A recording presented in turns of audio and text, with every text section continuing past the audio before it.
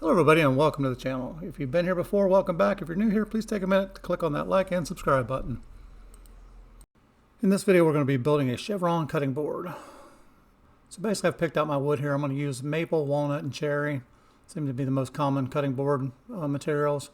I want to make a bunch of slats out of these. First thing I want to do is cut off my edges. So I've got nice straight boards on both sides. The one side was already pre-cut from the factory, so I cut off the live edge first. Saved enough of the live edge if I want to use it later for something else. I've got it. And the rest of my boards, I'm just basically de-edging the sides. So if I've got any imperfections, burrs, or anything on there, I'm making sure I've got nice straight edges. That way when I make all my boards, they're all the same. After I get my boards cut down, I'm going to run them through the planer, get them all the same thickness. Now I want my cutting board to be anywhere from 1 inch to 3/4 inches thick, depending on how much imperfection I got to get out of them. So I'm not going to plane it all the way down yet. I'm going to have to cut and glue this at least 2 more times. So I want to leave enough room that I can actually cut and glue it. So once all my boards are the same size and they're all clean on top, I'm going to stop. Next thing I'm doing now is just splitting the boards so they're all even size. I'm using 1.25 inch size here. You can make yours tighter. You make them 1 inch, 3/4 inch, 2 inches, however big you want your chevrons. 1.25 inch is just what I decided to do this board at. So again, I'm cutting my maple, walnut, and cherry boards all down to the same sizes. After that, I just want to lay them out here and figure out what my pattern is going to look like, or how I want my pattern to be. Now my planer will fit a 13-inch board, so I'm going to keep it 13 inches or less just so I can run it through my planer. You can make yours as wide as you want. If you got them nice and flush to start with, you can probably sand out any imperfections. I prefer to just run it through the planer when I'm done. So I've got 13 inches of board here. Now I want my chevrons at 45-degree angle. So what I've done is I've created a 22.5-degree angle here. I just made it out of a couple pieces of scrap wood. I put tape on it so my glue doesn't get stuck to it. And when I line up my boards, instead of lining these all up flush and straight, if I line them up at a 22.5 degree, I end up with a lot less waste board. I don't end up with a big triangle cut off the bottom of my board. And this also lets me keep them close enough that I can clamp them all together without them sliding. After that, I want to number the boards, so I put them back together in the same order they're in. I marked them inside and outside. So basically, when I put these through my planer is pretty straight, but if it's off any at all, if you do every other board inside and outside, when you put them back together, they will butt up perfectly, or they should butt up perfectly, even if your planer's off or your joiner's off 5 degrees. If you do one side at 5 degrees and you flip it around and do the other side at 5 degrees, when you put them together, you're going to end up with a perfect joint.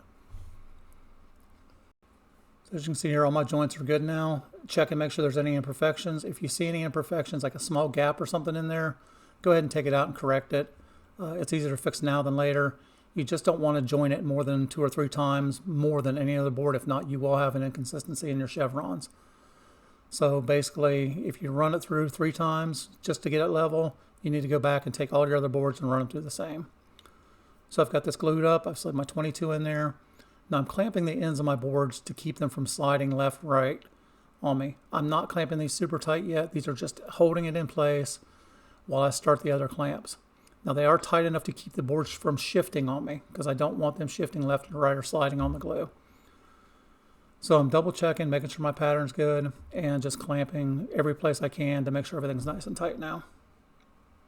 Now I'm going to let this cure for about 24 hours. We'll come back to it tomorrow, unclamp it, and get everything else done on it. You can do these as fast as 12 hours, even less. The glue is actually set up within probably 35-40 minutes if you're careful, but it's not going to bond as well. There's other people that do bonding videos on there. 24 hours seems to be a really good time for bonding your wood. Next day, we're going to cut off the side. I've got my saw set at a 22.5-degree angle. Flip over, cut both sides off evenly. So I'll have nice straight edges on here.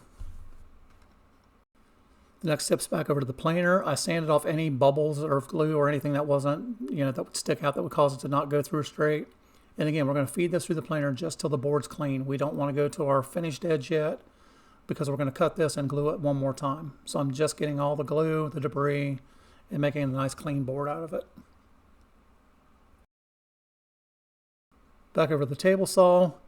My saw is still set up from yesterday. I didn't have any other projects to do at the end of the day, so it's perfect. It's still set up at the same as the 1.25 inch I cut the boards at the first time.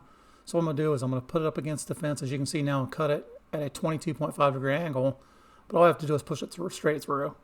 Again, keeping all my boards in order at the top there as I cut them. So when I go put them back together, they'll be as close to fitting back perfectly as possible. Once I have them all lined up here, again, they're still in the order that it came off the saw. I'm going to take them and I'm going to flip every other board over, and that's how I'm going to get my chevron pattern. Once I get the chevron pattern done, I'm going to go back through with numbers again, and I'm going to number them all. And we're going to do the same thing. We're going to cut the inside and outside of every other board. That way they're nice and joined. Now, depending on the equipment you're using, as you can see, I'm using a job site table saw. If you've got a really nice table saw or a stable table saw, you might not even need to join them again. You may come off with a nice clean cut. My job site table saw has been used and abused. It's been around for years, so it doesn't cut the most perfect lines ever. So I run these across the joiner just so I've got a nice clean line on them. So this is basically how we're starting. Again, we've got some gaps here. We've got some fuzzy stuff from the saw. We're going to clean all that up on the joiner. And you'll notice, well, I don't know if you can see it really well in the video or not, but you can see I've got the part that points, that sticks out, turned to the top. So basically I'm cutting the down slope of the other side. That's also a good way on your chevrons to remember which side's inside, which side's outside. You don't want to push the tip of it through first and dig it down into the joiner. So I've got a couple boards here stacked up so I can glue them together on it. We're doing the same thing we did the other day. I'm going to lay these all back out. I've got the numbers back together. So I'm just checking my joints. If I see anything that's not the way I want it or a little imperfection out like this one, I'm going to run it through the joiner again. As you can see on the edge there where the joiner hit it, there's a clear spot where it missed, where the saw blade caught the edge of it. Again, depending on your saw, you probably won't have this problem, but my tools are, again, used and abused, so I've had them around for a while. Once I fix all the problems, again, make sure when you're doing this, if you join it more than a couple times, you should go back and rejoin every single one of your boards, because if not, your chevron may be off just a little bit. For the most part, you can cover it and no one will ever notice, but you yourself may notice it, depending on how OCD you are. And the same process as before, I'm going to glue this up really good. You want to make sure you get some squish out. I don't like a super lot of squish out because I don't like cleaning up the mess, but you definitely want to make sure your boards are all glued very well. As I put them together, it's hard to tell because I got it going fast forward, but I kind of push them together and I slide them a little bit left or right just to make sure the glue's all over everything. And this is a really important part, is lining up your chevrons. If you get this off, you've got about 10 minutes, 15 minutes to mess with this to get it straight. And then the glue will start bonding on you and you're going to be stuck with whatever it looks like. So take your time, make sure your chevrons are lined up straight. Again, the clamps on the left and right are to keep the boards from bowing apart, but it's also to clamp them together so they don't slide when I tighten these clamps up. So when I do the end clamps, I want to make sure I tighten them up evenly. And then you can see I can go back and fix anything I need to fix. The chevron's off a little bit. You've got time to fix your chevrons. Again, once the glue's set, it is what it is. Stick it in the corner and give it another 24 hours. Back out to the table saw again, and we're going to cut off the edges of it. And after we get the edges off of it, we're going to go back to the planer and run it through the planer to get our finished size. So you can pick a size, 1 inch, 3/4 inch, or you can just go until you, like if it's your cutting board, you decide how thick or thin you want it. I lost a clip here somewhere, but put it through the router and basically put whatever edge, if you want to round over, if you want to slope on it. I just put like a little small 45 slope on it. Since they're all squared off patterns or rectangle, triangle patterns, I didn't round it over. I put a slope on it. We're going to go in here and sand it a couple times. I'm going to sand it with a 120. I'm going to wet it down, pop the grain, sand it with a 220, and then we're going to put it in an oil bath. So once it gets in an oil bath, I'm going to do this twice. I'm going to let it set for about 30 minutes. I'm going to flip it around, do it again, and then we're going to use some Bearded Chef board wax it up, and that should be it. Hope everyone enjoyed the video. Please click on that like and subscribe button.